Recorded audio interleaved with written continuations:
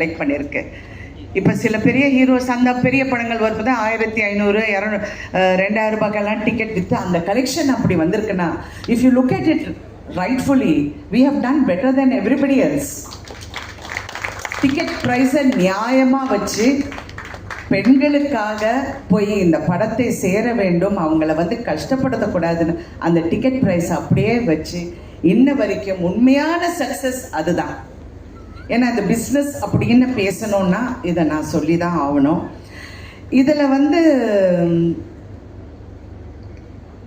டைரக்டரை பற்றி நான் பேசணும். அவர் அதிகமாக பேச மாட்டாங்கன்னா இன்னைக்கு பரவாயில்ல, மேடையில் கொஞ்சம் நல்லாவே பேசினார். எல்லாருக்கும் நன்றி சொல்லி, உண்மையிலே நீங்கள் எல்லாருமே பிரமாதமாக வேலை பார்த்தீங்க.